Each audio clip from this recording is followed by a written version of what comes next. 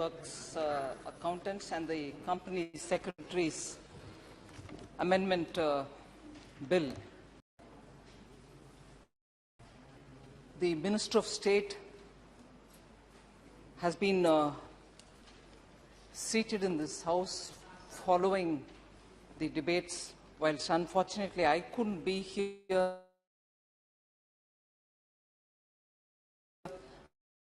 as I had to give on finance bill in the Rajya Sabha. It was the longest reply in Rajya Sabha. Is that so? Thank you. But there was also very interesting and detailed discussions, so I thought it only right that I give reply for the issues raised by the honourable members. And so is the spirit of the discussion on this bill here since yesterday, and I'll seek your indulgence for giving a bit of an elaborate reply, because many of the issues have been raised in great variation. So permit me to be a bit elaborate on my reply. So the current set of amendments for not just one of the institutes, but for three simultaneously: the Chartered Accountants Institute, the Cost and Works Accountants Institutes, and also the Institute of Company Secretaries, are being brought in as a consolidated one set of amendments, as one amendment bill. Let me start by addressing that concern which was voiced by one of the members, that how come you're bringing all the three together?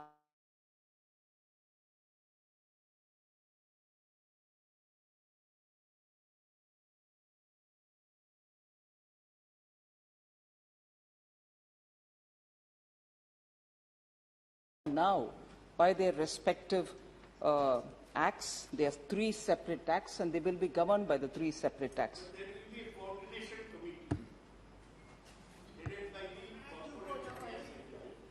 the Please, please. Sir, so they will be governed by their respective separate acts, and this is just a consolidated amendments bill. And why should it be in one bill?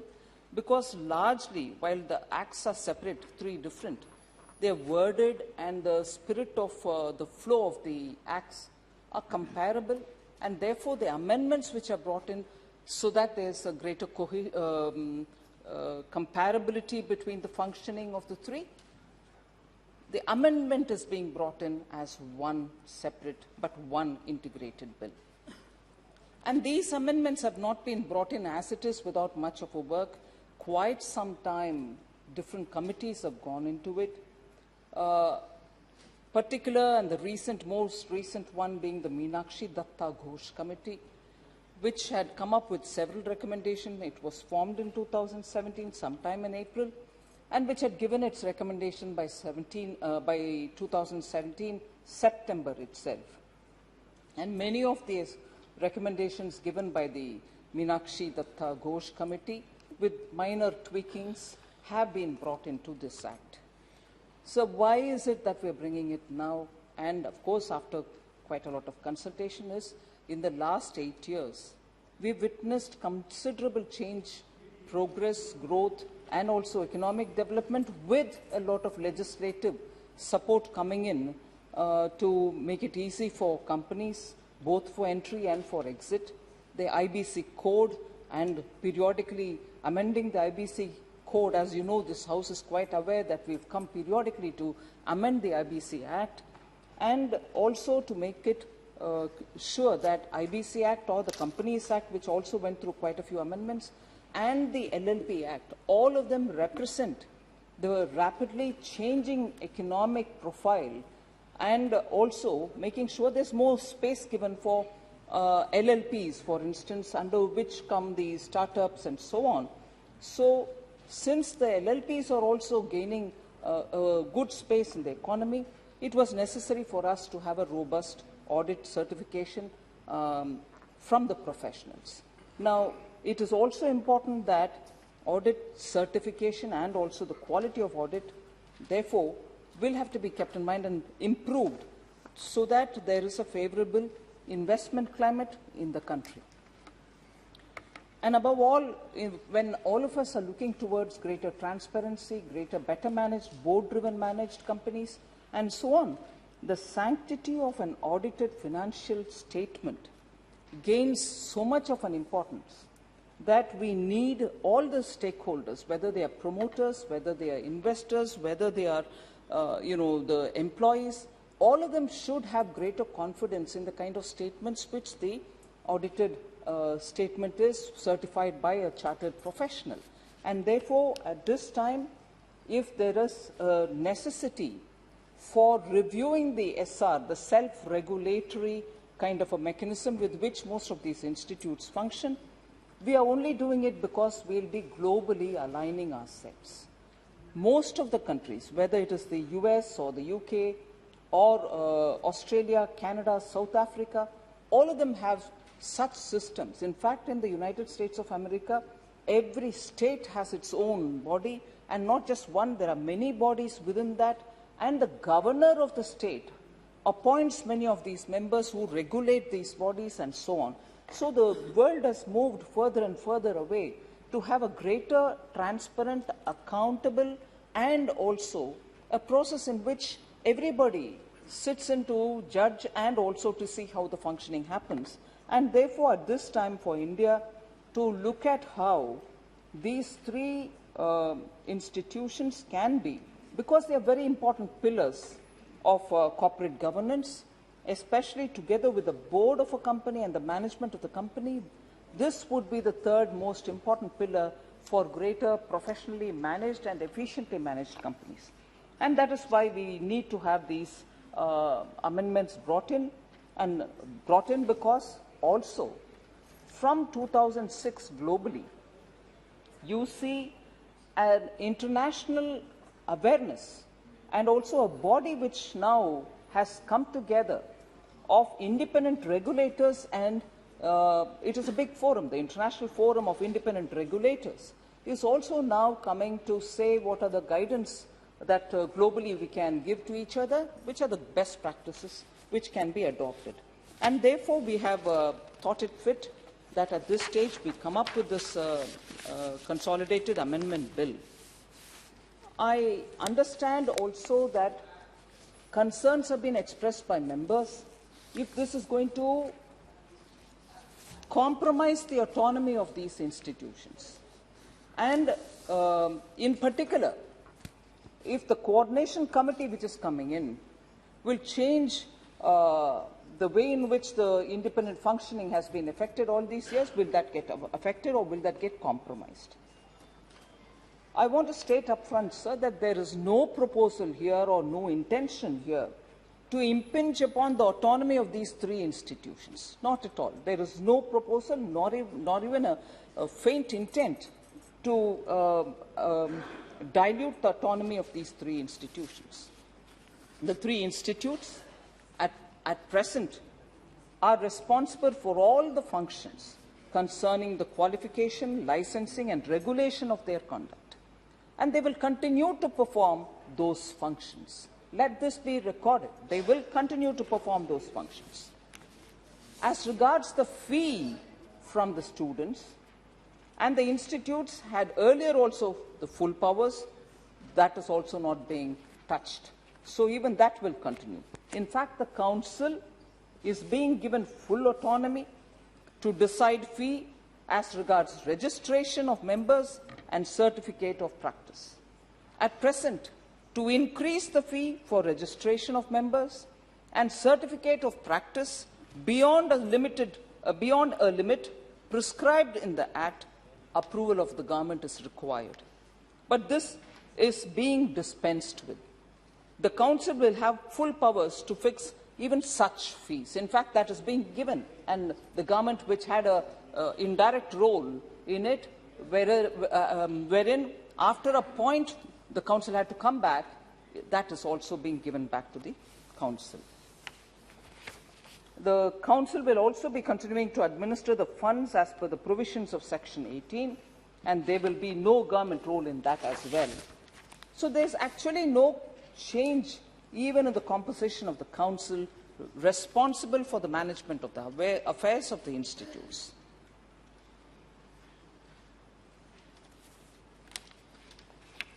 What about disciplinary mechanism?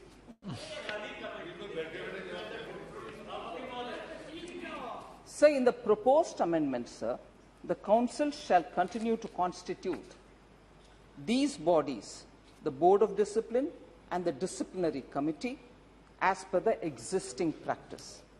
Government will not constitute them. I'd like to reiterate that government will not constitute them. Chairman will be from outside. So there will also be no Nothing is on change record. in the number of members in these bodies. However, sir, majority will be of non-members of the institute, which is the global best practice which we want to bring in here. Being elected members, sir, President and Vice President shall not be heading the disciplinary committees, and the council members shall not head the board of discipline to avoid conflict of interest. That probably, therefore, responds to some of the questions which are being raised even before I've started speaking, sir. So the collaboration and the greater responsibility to the Council of the Institute for nomination of experts and persons of eminence has been proposed, and that is through these amendments rather than taking away their powers. So, in a way, it is they who give the names, and it is that which gets appointed. Very quickly, just to get a picture of what we are talking about. So, in the Institute of Chartered Accountants of India, the Board of Discipline, the BOD, existing position since 2006, sir, is the BOD is a 3-member body. There is a presiding member officer who is a council member, 1 member who is nominated by the government, 1 member who is nominated by the council.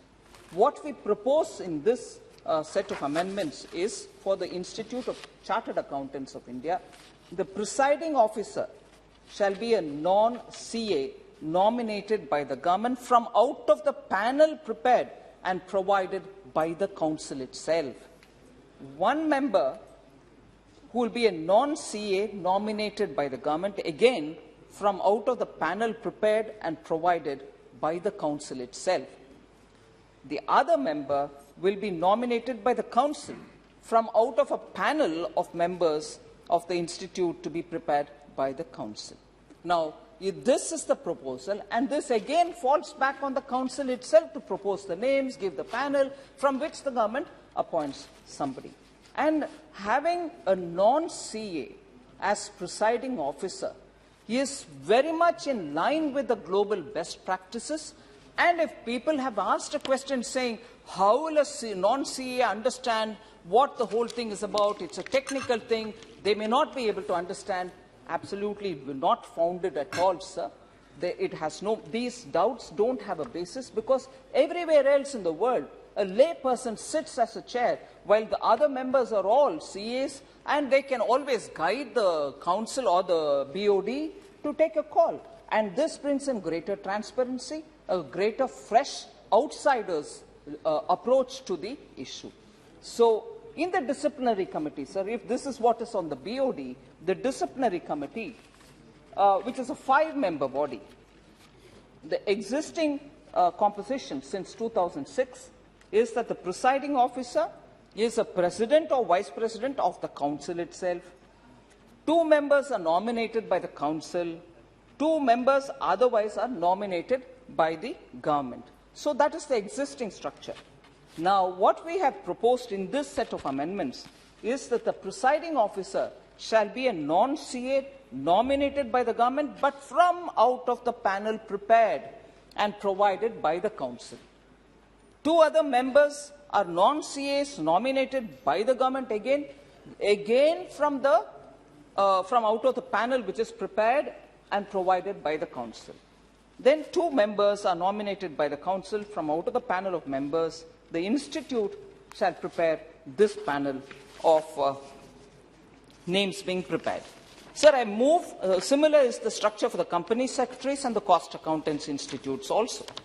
So I very quickly move to the related issue, Honourable Chair, when you from there asked, saying, won't it defeat the purpose of avoiding conflict of interest between the administrative and the disciplinary arm of the institute?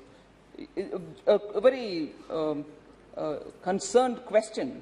And I wanted to answer this by saying the panel of the presiding officers and the lay members will be prepared by the Council in accordance with the regulations which will be framed. So they'll have to go by that. They will be experts in the different fields as mentioned in the bill. So it's not going to result in conflict of interest because the regulations will guide them.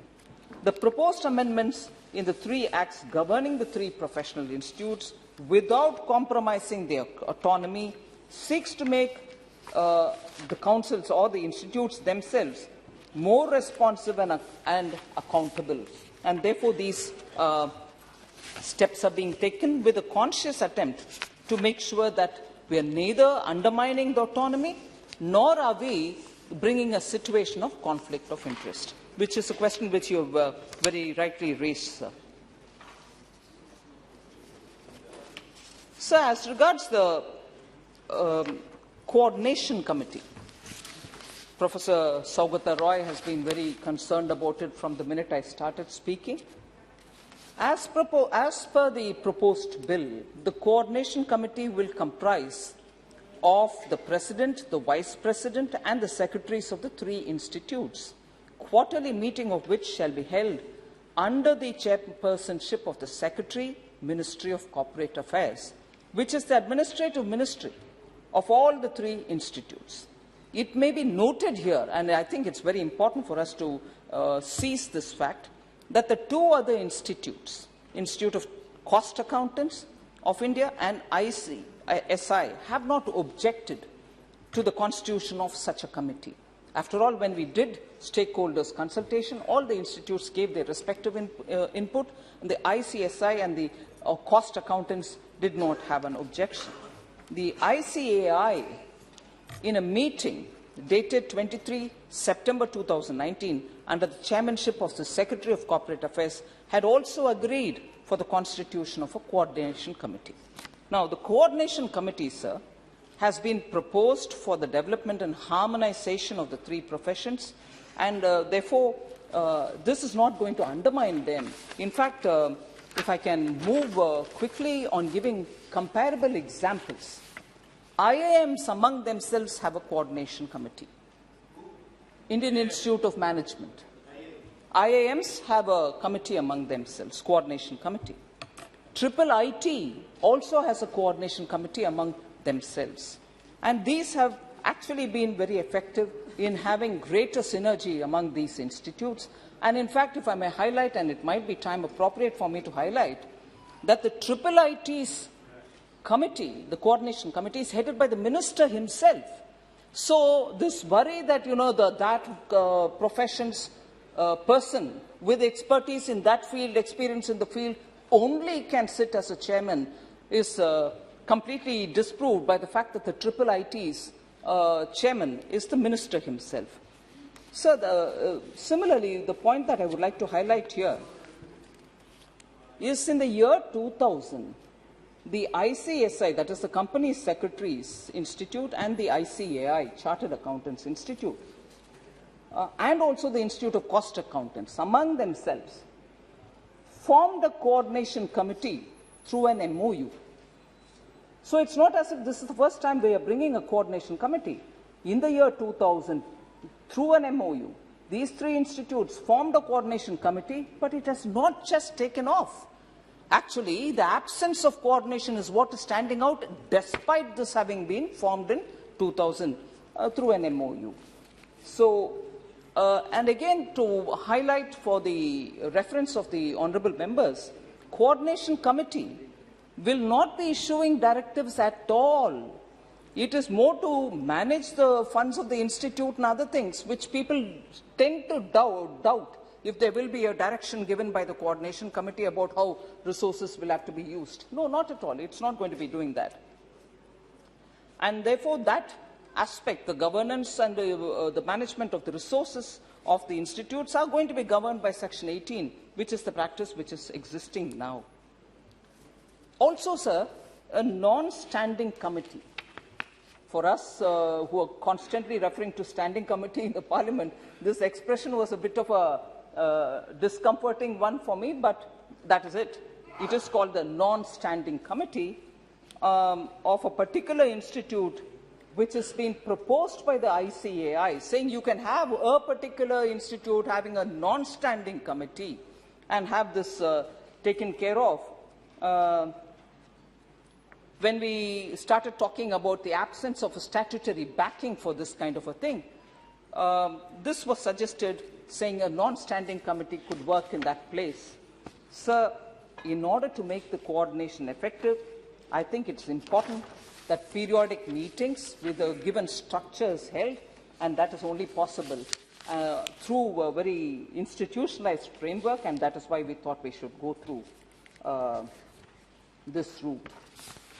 So there, I move slightly to a different issue, sir, that again on the composition of the BOD and the DC has been repeatedly raised by all members.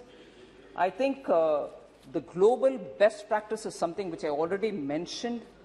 Globally, the conduct of chartered accountants, particularly who are auditors of public interest entities being those which have a certain stipulation, if I can just go to state them in specific. What are public interest entities, sir?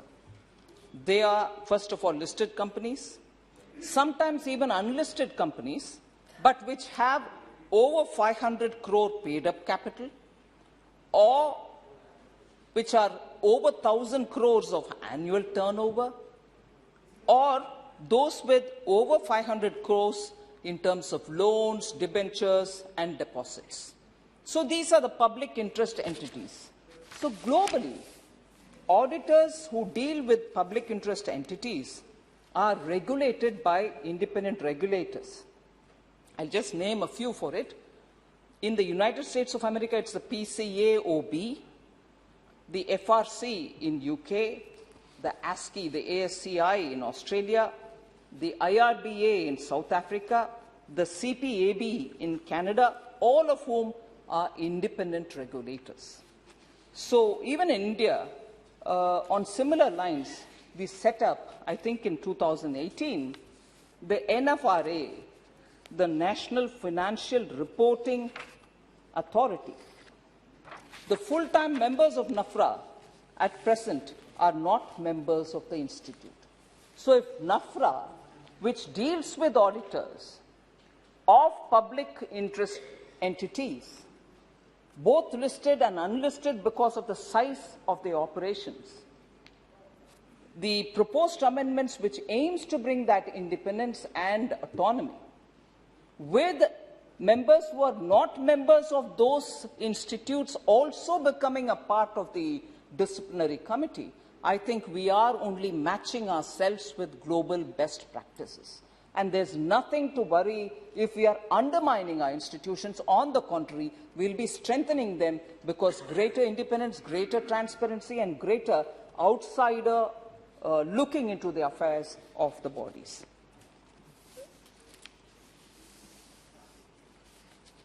As I said earlier, sir, the International Forum of Independent Audit Regulators, which was a body which has come into existence in sometime 2006, have been suggesting these, and we are only aligning ourselves with the global best practice. Also, the guiding principles which have been given by the International Federation of Accountants is also something which is an international NGO, and it's a global advocacy organization.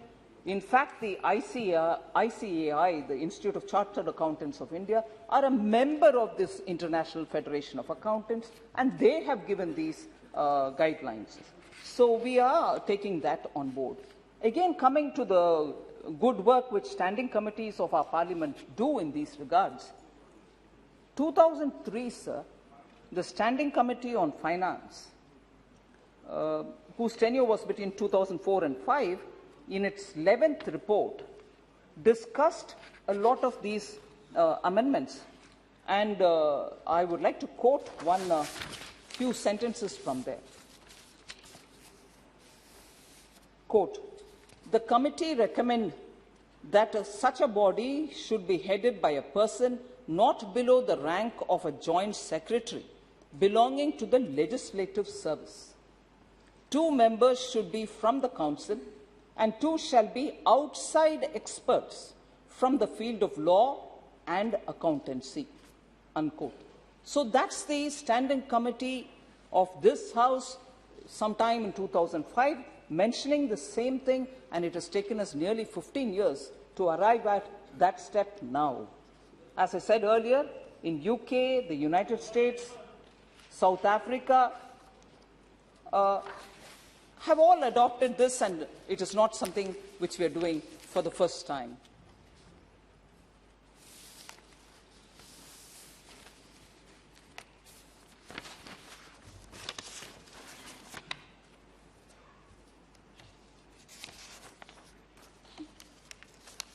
So there were questions raised about why a complaint pending completion of inquiry is being kept in public domain, which is also going to be enabled now. So this is a question which Honourable Member Bhartruhari Mehtabji raised, Adirji raised, saying putting status of actionable complaints in public domain or entering them into the register of members, would it raise doubts about how the member is being treated? Will it be victimizing him? Will there be an element of harassment? And so on. That's not the intent at all, sir, and does not intend to victimize the member. The manner and the interval of putting such information out in public domain and also entering in the register of members shall be in accordance with the regulations framed by the council itself. So there cannot be an element of discretion saying, I don't like somebody, so I'm going to put them there and publicly shame them or victimize them. Cannot happen. It may be noted that the 2 other institutes, which is the company accounts and also the company secretaries, have not at all objected to this proposal. So mind application has happened from the different institutes, and we've gone only in the direction in which majority opinion has emerged.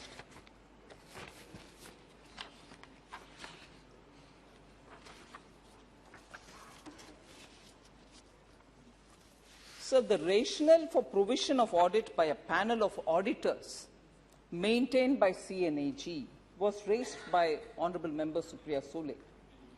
She questioned as to why this should happen. Sir, at present, the ICAI, as per the provisions of the existing Chartered Accountants Act, the Council may appoint any auditor to audit its own annual account. And in this proposed amendment that we are bringing in now, we have provided that the Institute will appoint an auditor from a panel of auditors which is maintained by the constitutional authority, which is the CAG. So you can always pick up an auditor. Maybe that auditor is already in the list of CAG. That's fine. But now we are saying, turn it this way around. Please do pick it up from that panel of auditors which is listed by the CAG, which is a constitutional body, just gives a greater heft to the audit of the institutes. And therefore, it's, I think, a progressive step towards bringing greater transparency. And again, on this matter as well, the Company Secretaries Institute, as a matter of practice, is getting audit done through a panel of auditors maintained by the CAG already. So if one of them is doing it, it might be a best practice the others also adopt.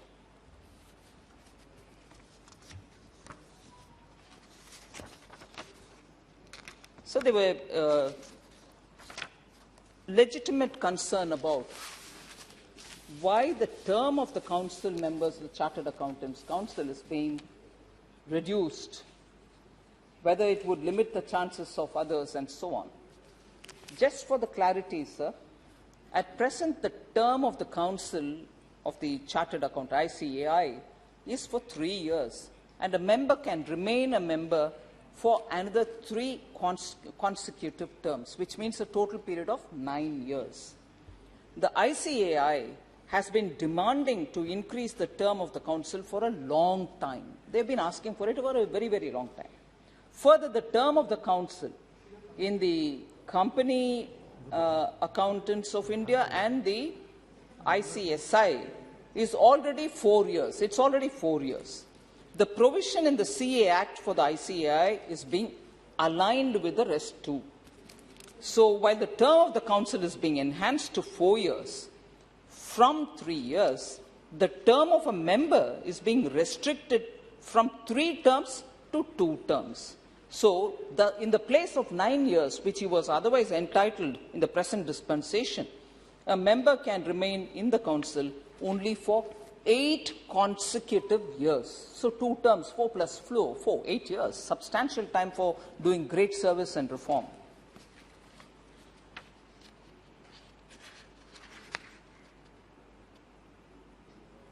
So there was this distinction made between an auditor, the individual, and an audit firm. Currently, sir, there is no provision for a separate register of firm and proceedings against the misconduct of firms in the 3 acts. Currently, in this consolidated amendment bill that we are placing before the House, this is now being brought in. So auditors could have been acted upon till now, and they can continue to be acted upon even now per the 3 individual acts. But firms could not be touched, whereas what we are bringing in here is that provision which will give them the ability to be able to touch the firms as well, not just the audit, in case of gross omission and commission, which they may want to take up. So the last few inputs, sir. The Quality Review Board, on that questions were raised as to why they should recommend cases to the Disciplinary Directorate. I think it was Rahul Shevale-ji who raised this question. I can't see him here. So ICAI, during consultations, wanted this provision. In course of review of quality audit reports sometimes, the QRB comes across irregularities in audit reports. Through this amendment, the QRB may refer such matters to Disciplinary Directorate to proceed against members of such auditors. So it is a provision which gives one more window for recommendation from the QRB for action to be taken. Sir, I think it was member, I can't see whether he's here, Thomas Charikadan. Oh, yes, sorry. He had raised this question, sir, about bar councils and also these institutions now which are getting regulated. Is there a comparison of the disciplinary mechanism of the institutes like Bar Council, Council of Architecture, NMC, and so on? Sir, bar councils are not a monolith body. Since there are multiple state bar councils, having disciplinary committees in each state, unlike the chartered accountants, cost accountants, and the CS institutes. So multiple bodies exist already in them, not here. Moreover, these 3 institutes are performing all the functions together, including students' registration, enrollment, conduct of examinations, registration of members, licensing and regulation of their conduct.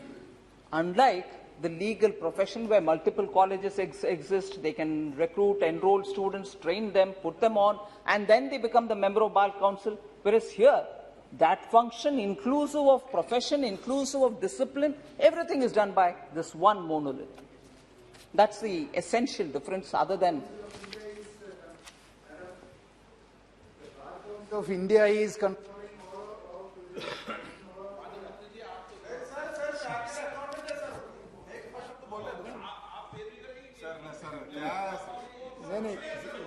Madam.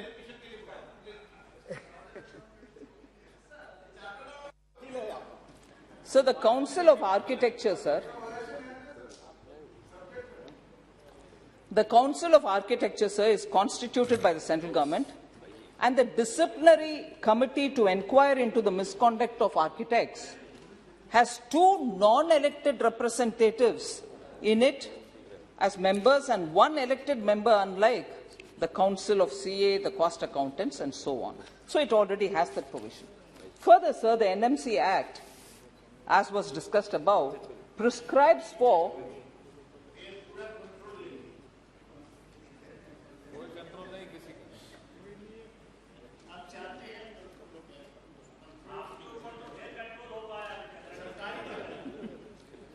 Sir, NMC Act, sir, which I have explained earlier, prescribes for state regulation and constitution of SMCs and the Ethics and Medical Registration Board to regulate the medical profession by the government. Whereas the CA, CWA, CS Act prescribes for statutory self-regulation. That's the point I said at the very beginning, sir. The SRO, the self-regulatory organizations format itself has gone through rapid change globally.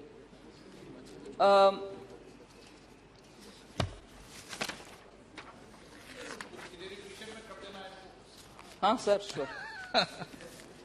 So, there's this very legitimate question that CA firms should be aspiring to be big. Global Big Four is there. Can India not have a equivalent of a global Big Four? Honorable Prime Minister himself has been, while discussing with the institutions, engaging with them, saying, is it not possible for India to aspire to have one in the Big Four? So the government has enabled institutes, sir, to enter into mutual recognition agreements and MOUs of institutes from various different countries through various cabinet-approved approvals. The amendments like registration of firms will allow the audit firm to grow. So we have enough facility and provisions which we have brought in, wherein the big global firms can also be matched up by Indian firms which can come into play.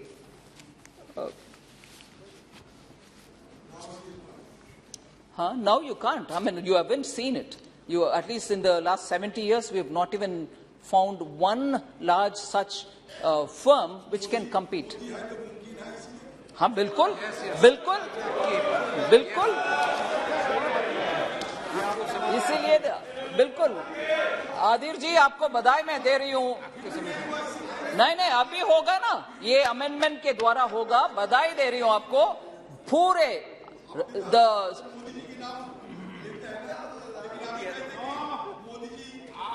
कोई जवाब मत दीजिए आप तो आपका बोलिए sir ये amendment के द्वारा और पिछले 7 साल में सरकार ईज ऑफ डूइंग बिजनेस के लिए जितने भी फैसिलिटेशन किया है और मुझे बहुत आनंद हो रही है सर कि विपक्ष के नेता इसका सारांश पूरे समझ गया और ये बोल रहे हैं कि मोदी जी है तो मुमकिन है बिल्कुल मुमकिन है सर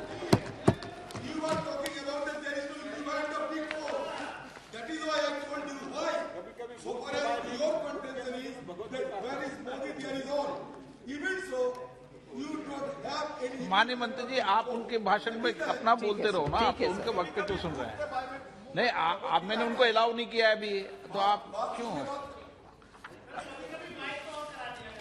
नहीं आपकी सलाह की आवश्यकता है क्या आदिर जी के आवाज के लिए माइक की जरूरत नहीं है सर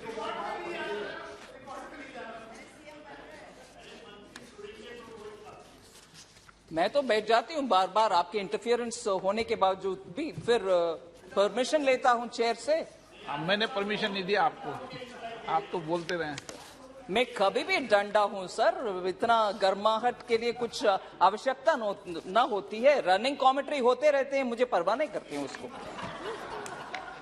सर इसीलिए I think I have tried answering the issues raised bye honourable members very critical and very crucial points which have been raised मैंने थोड़ा ज़्यादा ही elaborate किया आपकी अनुमति लेकर के मैं मानती हूँ ये समय के उचित अमेंडमेंट है इससे चार्टर्ड अकाउंटेंसी कॉस्ट अकाउंटेंसी और कंपनी सेक्रेटरी सब एक प्लेटफॉर्म पर आ जाएंगे और देश के इस डेवलपमेंट के रफ्तार में ये सब ऐसे प्रोफेशनली बेटर रहने में हमारे डेवलपमेंट का अच्छा स्पीड मिलेगा। सीथामस जी, सीथामस जी। Madam, I was referring about the chairman or the man who, the member who is heading the disciplinary committee.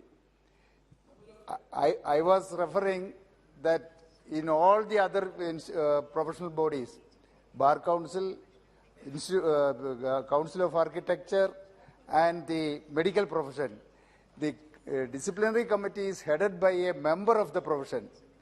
But here the proposal is to have somebody else nominated by the government to head the disciplinary committee. That is where we differ. That is where the Institute of Chartered Accountants of India differ. एक साथ देना। सोगत राय जी।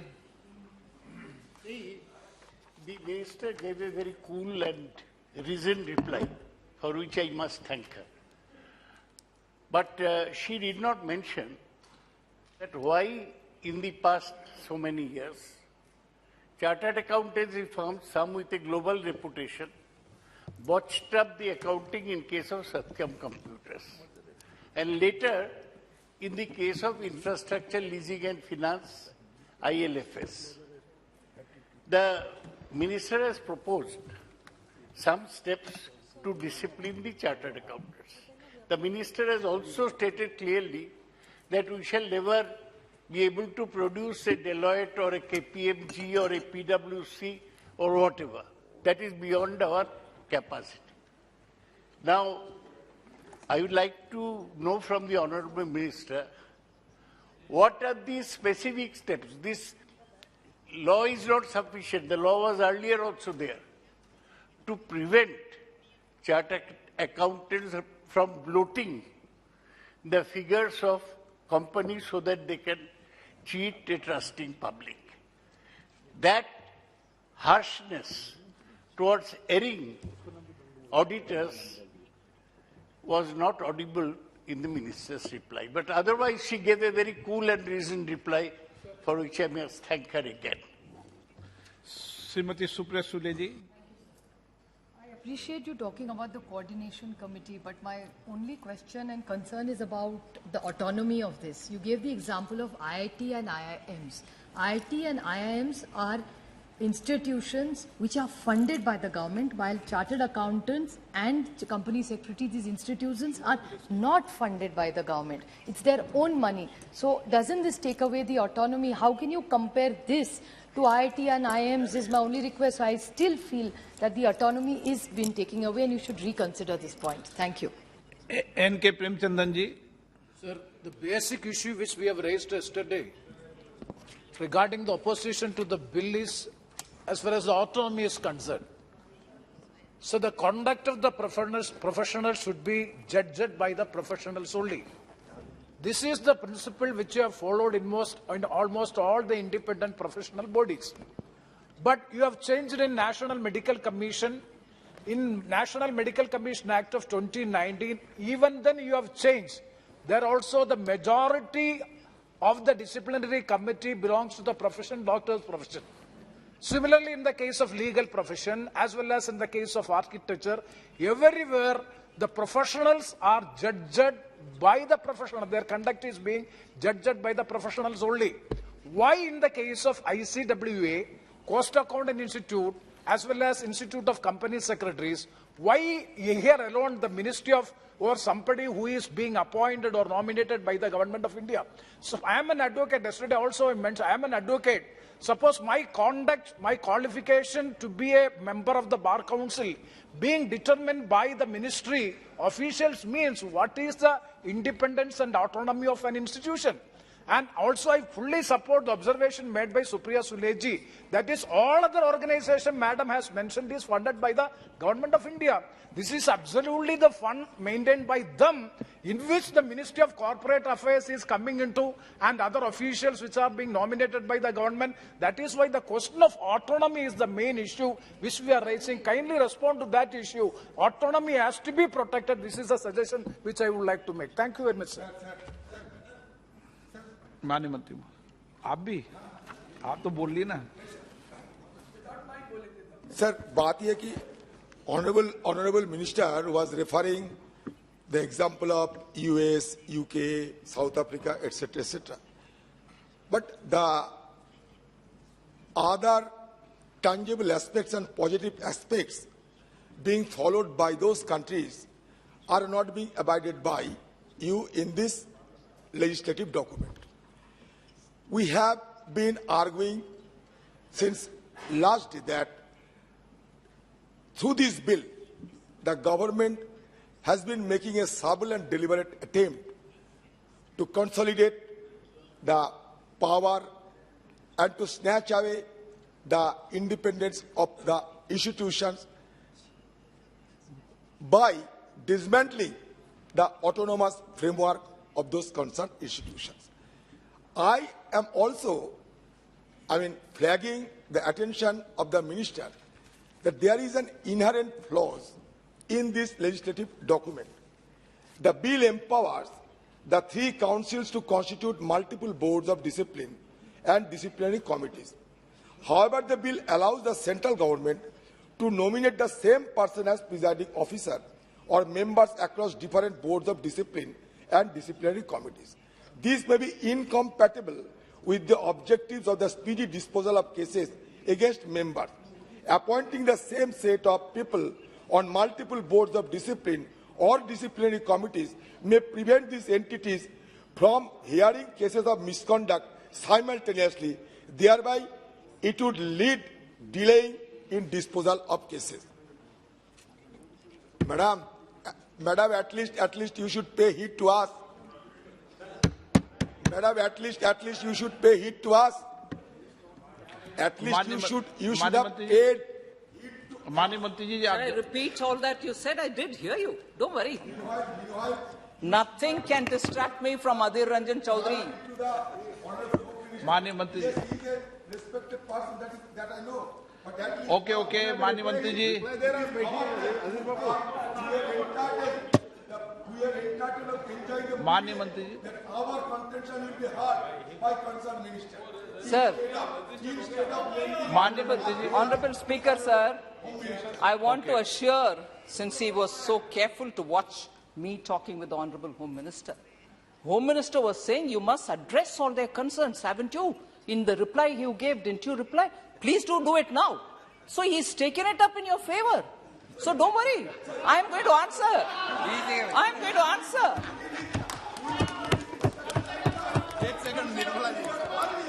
मंत्री जी, माननीय अध्यक्ष जी, आदि रंजन जी, Don't worry. You are माननीय अध्यक्ष जी, मैं माननीय वित्त मंत्री जी से व्यवस्था की ही बात कर रहा था। मैंने बोला बिल के प्रावधान पर इतने सारे सदस्य चर्चा के समापन के बाद अगर चर्चा कर रहे हैं तो क्या आपने इसका रिप्लाई नहीं दिया है? तो इन्होंने कहा मैंने तो रिप्लाई दे दिया है, मगर शायद इन्होंने सुना नहीं है, तो मैं फिर से दे दूं। माननीय मंत्री जी, ये आप नहीं थे Danish.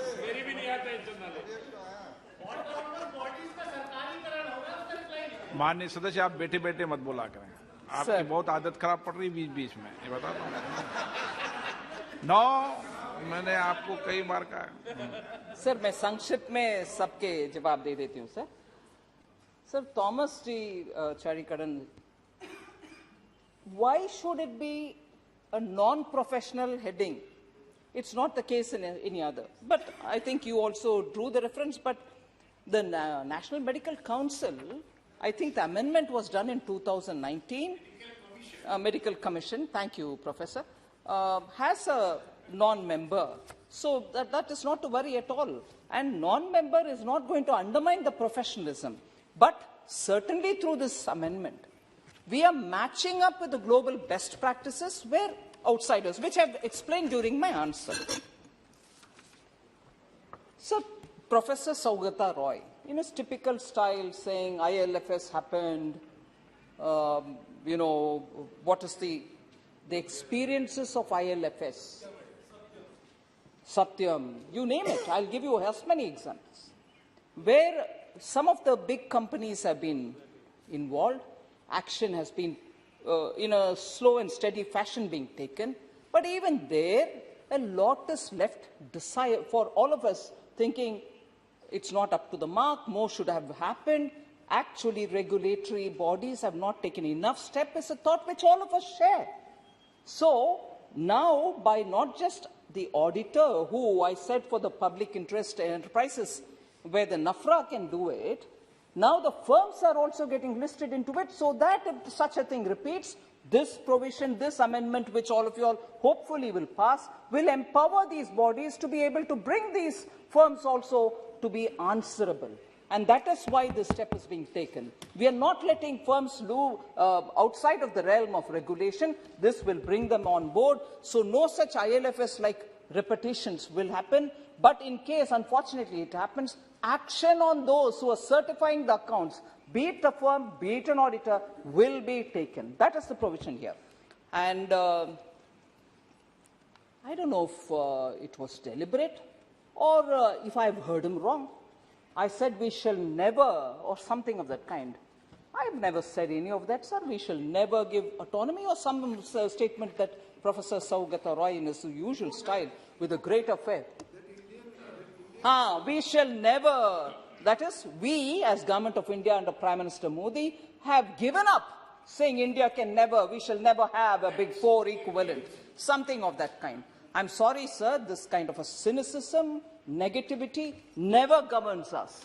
We are hopeful that India will certainly have a Big Four equivalent company, and these kind of amendments that we are bringing are going to facilitate that. And I'm sure Professor Saugata Roy will make sure that in Bengal there will be a good set of auditors who will have firms enough to grow to that size and that quality. I think your energies will be very much required in that direction.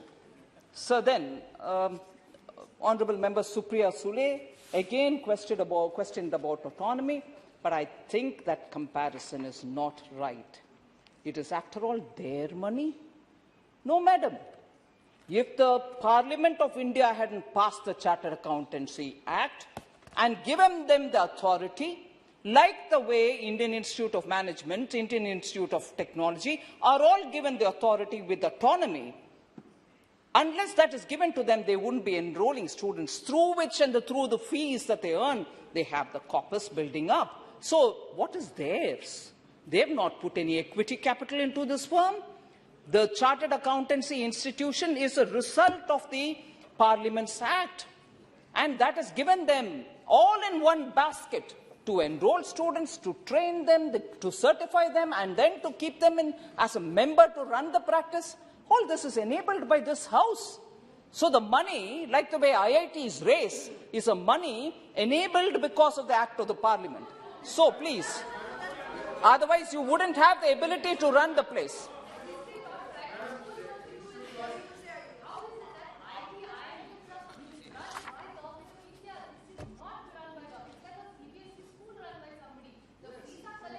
So, 1 minute. If you think, no, I'll come. No, if you want me to quieten down, I'll quieten down. But if you're raising a conflict and also an argument with the... 1 minute, Thomas G. If you're raising a point on which you think I am wrong, I want to ask then. So is it that the Institute of Chartered Accountants is a franchise which is given by the Parliament? Not at all. It's a sacred... All right, sir. But I still say, without the Parliament Act giving them the autonomy and the authority, what's wrong if more people come into the business? You have a problem with that? Of course it is that. So their money, they're running it. Why do you come into it? Is the question being asked. I want more such companies to come, more such companies to regulate, more such companies to train students, sir. What is the objection here? Sir, there is no control, sir. आप क्यों बैठ जाती हो? Okay, sorry, sir. Sir, even here, the anxiety is that the disciplinary committee and the board of discipline is getting outsiders come into it. I've already read out details of how we are not getting into fees, management of their resources, enrollments, or even the way in which the elections and the governing body is run. Government is not getting into that. So just where we want to get in, and that is for the discipline, and having given the example which Professor Saugata Roy raised, ILFS, you didn't have any number. Satyam, you didn't have any number of people being under self-regulation punished. So if that body is getting people from outside, so that there can be better, transparent accountability on possible misdeeds, why is there such an agitation? You should welcome it, actually. So, sir, that was the, I think after that it was Adir Ranjanji saying, N.K. Premchandranji, who also spoke about the autonomy, the conduct that the judgment is being made on the conduct of the members by outsiders. The body also has chartered accountants in it. Body also has cost accountants to it. And a layperson, 2 laypersons in it. Where is the conflict here, sir? It's not complete group of laypersons sitting and judging a technical body. Just the entry of 1 or 2 is so agitating. Why should it? So, the judgment is first of all a wrong word there. It's a question of deciding on the discipline. And in that, laypersons are also being brought in who are professionals in their own areas of activity. And then the suspicion that it may lead to a regulatory capture because the Secretary of the government itself is sitting there of corporate affairs. Sir, we can always infer many things out of everything. Total autonomy was given for self-regulation. And we have honorable members themselves saying, after ILFS, no action. After Satyam, no action. After every big collapse, no action. So self-regulation, has it worked? It hasn't. Global best practices say it hasn't. And therefore, we need to have, I think RBI is doing a good job there, sir. Don't worry. He's the regulator for the bank. Thank you. प्रश्न है कि विधेयक पर विचार किया back again, sir, they have come to their own pals for whom they gave loans. UPA's time loans were given to all these people, Choksis and Modis, who we are chasing and bringing back today. So Adir ji, back again, don't talk about it. I'll be tempted to talk about the damads and jijajis to whom you've given loans. So please don't tempt me to get back to that. Thank you, sir. प्रश्न है कि विधेयक पर विचार किया जाए. जो सदस्य इसके पक्ष में हाँ गए हैं, जो सदस्य विरोध में ना गए हैं, मेरे विचार में निर्णय हाँ वालों के पक्ष में, हाँ वालों के पक्ष में विधेयक पर विचार करने तो प्रस्ताव स्वीकृत हुआ. अब सभा विधेयक पर खंडवार विचार करेगी. प्रश्न है कि खंड 2 से 8 विधेयक का अंग बने. जो सदस्य के पक्ष में हाँ गए हैं, जो सदस्य विरोध में ना गए, मेरे विचार में निर्णय हाँ वालों के पक्ष में, हाँ वालों के पक्ष में हुआ. खंड 12 से 18 विधेयक का अंग बना. श्री N.K. प्रेमचंद्रन जी, संशोधन संख्या 3. Sir, my amendment number 3 is in respect to the principle which I have already enunciated, that the judges shall be, the professional conduct of the judges shall be conducted by or judged by the professionals only, for which I am making an amendment that the institute chairperson should be, disciplinary committee chairperson should be president of one of the organization on rotational basis. That is by amendment. Kindly don't any other government official come in the chairpersons of the disciplinary committee. Kindly accept it, madam, for protecting the autonomy as we have suggested. Please accept. प्रश्न ये कि Shri N.K. Premchandra द्वारा प्रस्तुत संशोधन संख्या 3 को स्वीकृत किया जाए. जो सदस्य इसके पक्ष में हाँ गए, जो सदस्य विरोध में ना गए, मेरे विचार में निर्णय ना वालों के पक्ष में, ना वालों के पक्ष में संशोधन स्वीकृत हुआ. प्रश्न की खंड 9 से 15 विधेयक का अंग बने. जो सदस्य इसके पक्ष में हाँ गए, जो सदस्य विरोध में ना गए, मेरे विचार में निर्णय हाँ वालों के पक्ष में, हाँ वालों के पक्ष में. खंड 9 से 15 विधेयक का अंग बना. श्री N.K. प्रेमचंद्र जी, संशोधन संख्या 4. Sir, I am moving number 4 because not with the approval of the government. प्रश्न है कि श्री N.K. प्रेमचंद्र द्वारा प्रस्तुत संशोधन संख्या 4 को स्वीकृत किया जाए. जो सदस्य के पक्ष में हाँ गए, जो सदस्य विरोध में ना गए, मेरे विचार में निर्णय ना वालों के पक्ष में, ना वालों के पक्ष में संशोधन स्वीकृत हुआ. प्रश्न खंड 16 से 19 विधेयक का अंग बने, जो सदस्य इसके पक्ष में हाँ कहें, जो सदस्य विरोध में ना कहें। मेरे विचार में निर्णय हाँ वालों के पक्ष में, हाँ वालों के पक्ष में। खंड 16 से 19 विधेयक का अंग बना।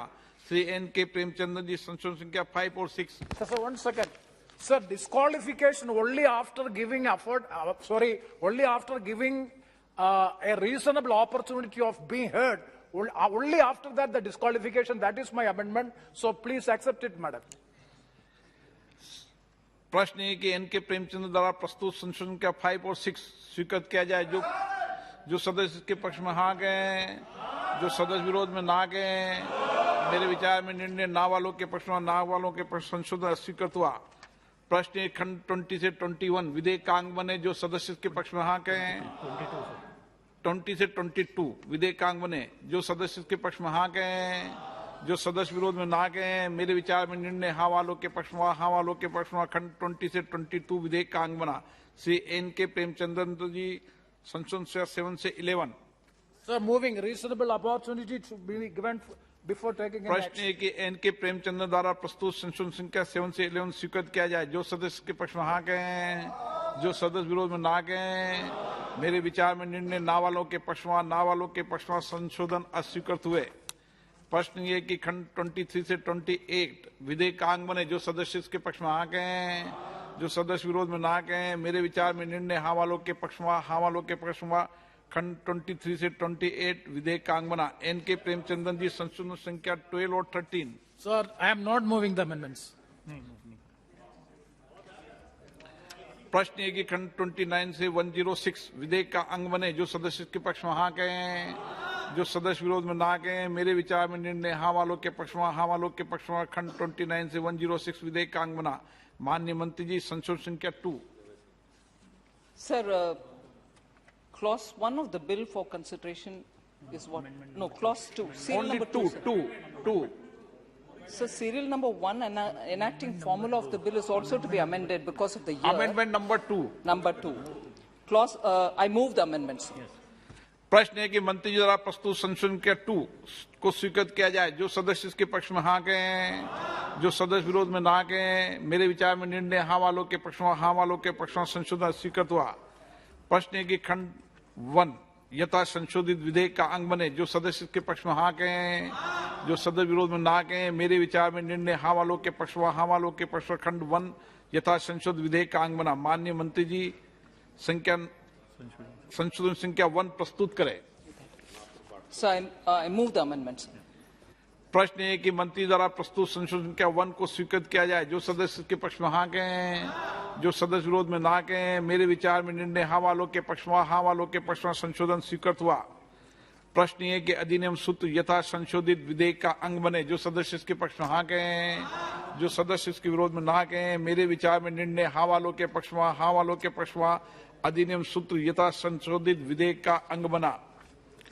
प्रश्न है कि विधेयक का पूरा नाम विधेयक का अंग बने, जो सदस्य इसके पक्ष में हाँ कहें, जो सदस्य विरोध में ना कहें। मेरे विचार में निर्णय हाँ वालों के पक्ष में, हाँ वालों के पक्ष में। विधेयक का पूरा नाम विधेयक का अंग बना।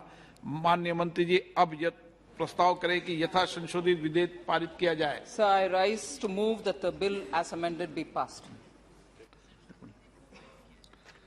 प्रश्न है कि यथा संशोधित विधेयक को पारित किया जाए। जो सदस्य इसके पक्ष में हाँ कहें, जो सदस्य के विरोध में ना कहें। मेरे विचार में निर्णय हाँ वालों के पक्ष में, हाँ वालों के पक्ष में। प्रस्ताव स्वीकृत हुआ। विधेयक यथा संशोधित पारित हुआ। आइटम नंबर 18 दिल्ली नगर निगम संशोधन विधेयक 2022। माननीय मंत्री जी।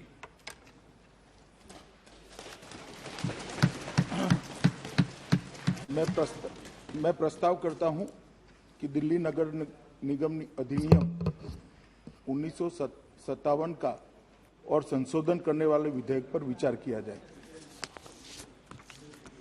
माननीय अध्यक्ष जी, आज